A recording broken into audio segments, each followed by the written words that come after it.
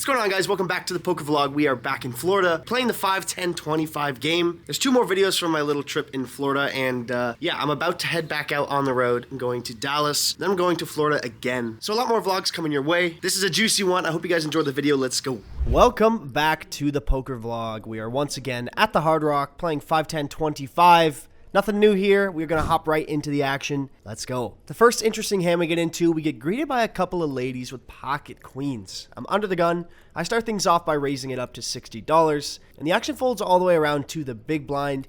He decides that he wants to make it more than 60. He bumps it up to $225. Pocket queens is obviously a premium hand here, but in these specific positions, under the gun raise against a big blind 3-bet, pocket queens is almost always just going to be a call, so we can play a flop in position. The big blind's 3-betting range is definitely going to be extremely strong, especially when you're playing live. So that's what I do. I take this one in position. I put in the call, and we're going to go off to a flop, giving us an overpair on 10-9-7 rainbow. This is going to be a better board for our range in general. We're going to have all the sets on the board where most likely the big blind will just flat call those hands pre-flop. We're also a bit more likely to have a hand like 10-9 suited than our opponent is. Definitely a connected board, and then when he starts with a check, the action is on me.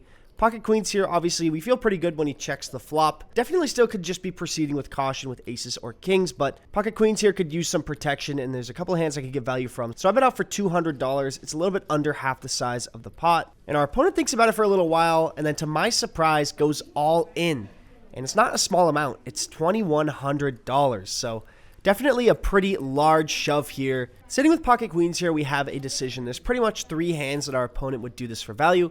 Pocket aces, pocket kings, and pocket jacks. It is still possible he could have a set with 10s or 9s, but I don't think he's going to be going for a huge shove like this with a set. So that leaves us. I also think that aces wouldn't take this line very often. Pocket kings more likely because it needs a little bit more protection. But we also beat pocket jacks here, and that definitely is a value hand. He would want to choose a big shove. Jacks needs a lot of protection here, and our opponent probably gives us credit for queens being a 4-bet a good portion of the time pre-flop. And there also is the occasional bluff. Could be ace-king, could be a hand like queen-jack, maybe 9-8 suited, 8-7 suited. Obviously, that's a little bit out there giving our opponent those combos in his 3-bet range, but you never really know. And I think it's a pretty 50-50 spot here, but pocket queens, I feel like we just have to call off our stack. If we get stacked by aces or kings, so be it. I stick in the call, and we decide to run it twice. He shows us pocket kings. So, yep, he had us pip there, and we are going to lose on both runouts. Unfortunate they run into pocket kings, but it seems pretty hard to get away from pocket queens. Can't really think about it too much. That's poker. We are going to move on to the second hand. We add on for $2,100, and we look down at 8-6 of diamonds on the button. The same player that just stacked us in the last hand races to $75 in the cutoff, and we're feeling frisky here. We want to get some money back. We are on the button. We're going to expand our 3-bet range a little bit for this one. We 3-bet to $225. The action folds around to the cutoff, and he decides that he wants to battle once again. He puts in the call, and we're going off to a pretty good flop here, I would say. 4-3 deuce with 2 diamonds. We flop ourselves a gut shot, a flush draw, and 2 overcards. When he checks it over to me, I'm going to be betting this one for sure. It's definitely a win if we can get him to fold any hand currently beating us. But if he does call us here on the flop, and we hit our card on the turn, we could win a big one. So I bet out for $175, and he pretty quickly sticks in the call, leading us to the turn, which is a bink 9 of diamonds. We turn the flush, feeling amazing. When he checks it over to me in flow, we're not going to be checking, we are going to be betting, and then hopefully shoving the river for the rest of our stack. This one's a pretty straightforward hand. We're going to bet for value here on the turn. $525 from my stack is going in the middle, and my opponent ponders for a little while before coming along to see a river card. He puts in the call, and the river card, we are just praying for a brick. We really just don't want to see a diamond. And yeah, we get the brick 6 of clubs, sitting with the flush here, feeling amazing. Our opponent checks it over to me, and we are going to be committing the rest of our stack. $1,500 goes into the middle. Pretty straightforward here, but our opponent goes into the tank. In my mind, it seems likely that our opponent has a pair of some kind, pocket 8s, pocket 7s, maybe pocket 10s. He definitely doesn't seem comfortable, and he definitely is taking his time here on the river before he ultimately makes the decision to pay us off. He puts in the call. We show our flush, and we are going to scoop. The first 2 hands of this video, playing for stacks both times. The first one went the wrong way, but this one is going our way.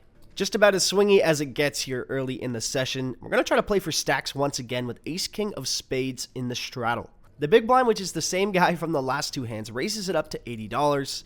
I decide to 3-bet here, absolute premium to $250.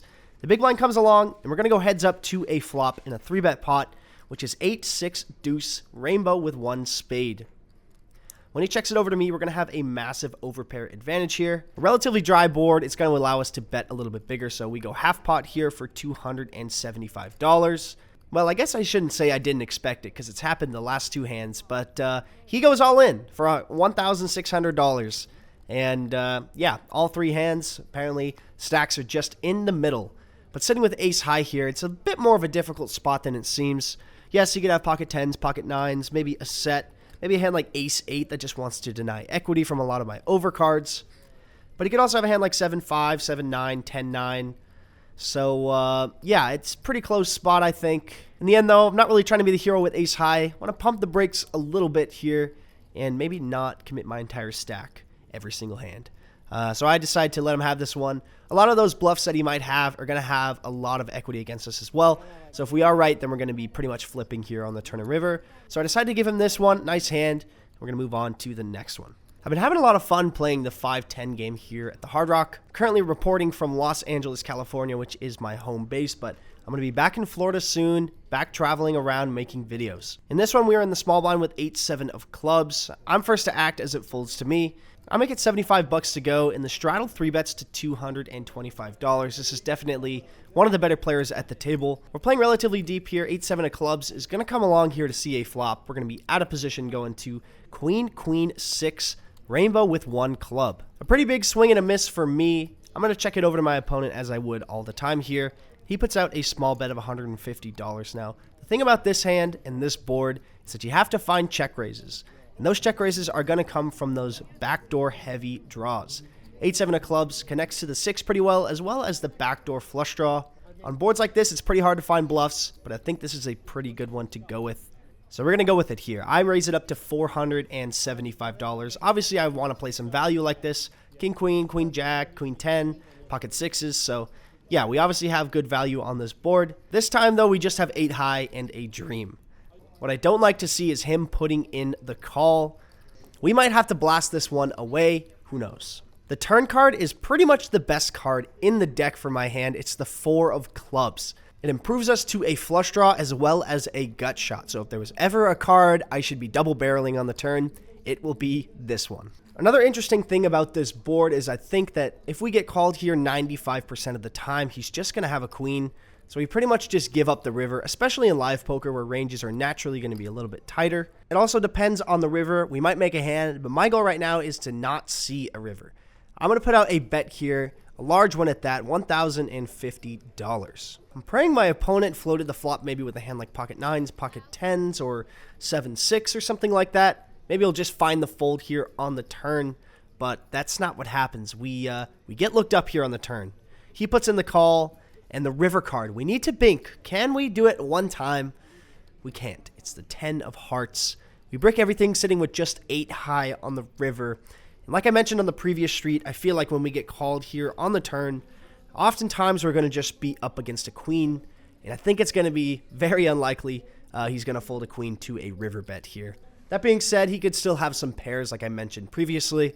But I think I'm just going to give this one up. Comment down below if you think I should send this one on the river. Feels a little spewy. So yeah, I chicken out on this one and wave the white flag.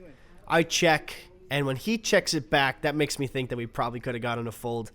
Sure enough, I show him 8 high, and he shows us ace-6 offsuit. Yikes, we probably could have gotten him to muck on the river there. But yeah, he read my soul there on the turn. Who knows, maybe he was still going to call the river. I don't know. Nice hand, man. Nice call. We're going to move on to the next hand. An up and down session so far. In the next one, we are in the cutoff with ace-king offsuit.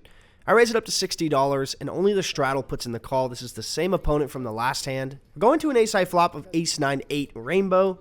The opponent checks it over to me like I would expect him to, and I put out a bet of $60, some standard poker right here, until the straddle decides to raise it up to $225. Sitting with top pair, top kicker, we're obviously still feeling pretty good. Plenty of draws our opponent could have, 10-7, jack 10, 7-6, so Also facing a very capable opponent, we feel pretty great here with top pair, top kicker.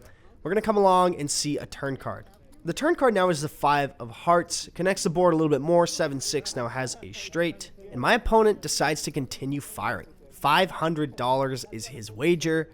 And now this isn't feeling like so good of a spot for us here. He's repping a hand like 2 pair or a set. It's obviously possible for him to have ace-9, ace-8, 9-8, 7-6, pocket 9s. So he has everything on this board pretty much. That being said, there's still a good amount of bluffs, and having an ace in my hand is going to block a lot of those 2-pair combos. So I think top pair, top kicker has to stick around for one more street, and that's what I do here. I'm not giving up here on the turn, just like he didn't with me last hand. I hope it's a similar situation. I stick in $500. The pot's bloating, and we're going to a river, which is the 6 of clubs. Not my favorite river at all. The one-liner to the straight. Any 7 now makes a straight. A hand like 10-7, pocket 7s, maybe even 7-8 that check raises bottom pair on the flop. A lot of those bluffs now make a straight. And when he effectively jams for 1,700, covering me, it's a really frustrating hand, but I don't think there's really anything for me to do but let this one go. He check raised flop, bet the turn, and jammed the river. Pretty strong line, and just sitting with 1 pair here, we have to give it to him. If he's bluffing, nice hand, man. We're going to toss our ace-king into the muck. It is possible he could have a hand like jack-10 or queen-jack. That's pretty much it. I'll give it to him, though. Nice hand, man. When I initially buy chips, I buy more than my original buy-in. That way, if my stack goes under the max limit, I can then top off pretty easily just by keeping them in my backpack. Very next shuffle, I was counting my stack to see how much more I should add on, but the cards got in front of me before I could grab my chips. And you know the rule. You can't obviously add on after you've seen your cards. So I think it's no big deal. And then I look at my cards, and I see pocket aces. Oh my god. The one time I don't top up before the hand starts. If I end up playing for stacks in this one, that's going to be pretty unfortunate. Pocket aces in the hijack. I raise it up to $60. Now the cutoff 3 bets to $165. Oh boy. Everybody folds, and it's back over to me. Pocket aces, standard 4-bet here. We want to try to get all the money in. I wish we had a full stack of 2,500, but we're only working with 1,700 here. I 4-bet to $450, and she doesn't back down just yet. She puts in the call. $900 in the middle, and we're going to a flop, which is king 10-4 with 2 clubs. A hand like ace-king or king-queen is probably going to get stacked here. We could be up against a set, but if that's the case, then just so be it. I put out a small bet of $300 here. Pocket ace is feeling good. I'm definitely going to get stacks in. But she does all the work for me and goes all in covering me. And I obviously snap call. Playing a $3,400 pot with aces. Can we hold? The turn card is a king. That is a pretty bad card for me. Ace, king, and king, queen now have me beat. Which after she jams the flop, it's pretty likely that she has top pair. River 9. And we actually are going to win this one. I show my aces and she says that I'm good. And yeah, honestly, I thought I was going to lose that one to maybe pocket 10s or ace, king. But somehow we find a way to win there. Like I said at the beginning of the hand, though, I should have had $2,500, and that's why you always top off. I could have been $700 richer. I guess I just got to be a little bit quicker. The last hand of the night, we are in the cutoff with king-queen offsuit. Under the gun raises it up to $75. This is a very aggressive player. Very good. He's been at the 5-10 table almost every time I've been there. So we're going to put him to the test here. This might be a little bit light, but we're going for it anyway. I 3-bet to $225. And the action gets around to that player under the gun. He puts in the call. We're going to go in position in a 3-bet pot to the flop, which is king high. Always a good start. King 9-8 with 2 diamonds. When he checks it over to me, I'm going to be pretty much betting my entire range here and feeling pretty good with top pair. I bet out for $175. As you can probably tell, when you move up from 1-2 and even 2-5, there's a lot more check raising. And that's what happens here. $575 from his stack goes in the middle. That's a check raise. And now I'm not feeling so good about my top pair. Similar to that hand where I had ace-king. Obviously, we're not going to fold the flop here, and there is a countless amount of flush draws and straight draws our opponent could have. So we're going to come along and see a turn card. Turn card is pretty good at that. It's the 9 of spades.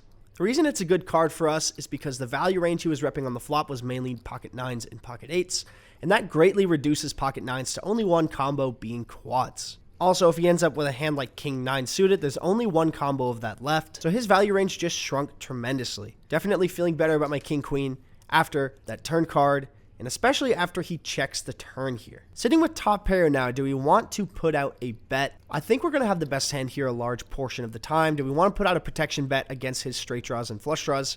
I think it's pretty close. I think it's fine if you mix here on the turn, but I decide to take the passive line and check this time, hoping to see a clean river, and that's absolutely what we don't get. It's the 10 of diamonds. The front door flush draw gets there. 7-6 has a straight. Queen Jack now has a straight. It's just a disaster for us. But he checks it over to me, and I don't think we can go for value here when we get that wet of a river card. I'm going to take this one to showdown and see if we win. I check, and he shows Jack 10 for second pair. We show top pair, and we are going to scoop the final pot. Probably could have gotten away with a turn bet there, but I'm not going to beat myself up about it. This has been a very up and down session. We won a bunch of small pots in a row towards the end of the session. I'm not going to go over specifically just because it wasn't too exciting, but we ended up grinding back into profit, which is crazy. All right, that's going to be it for the video. We were into the game for a total of $4,600, and somehow we climbed back for a profit of $200. It's pretty wild. But that's going to be it. If you guys like this video, click subscribe, and let me know in the comments if you guys kind of understand everything I'm explaining. Sometimes I just ramble on. But that's going to be it. I'll see you guys in the next one. Woo!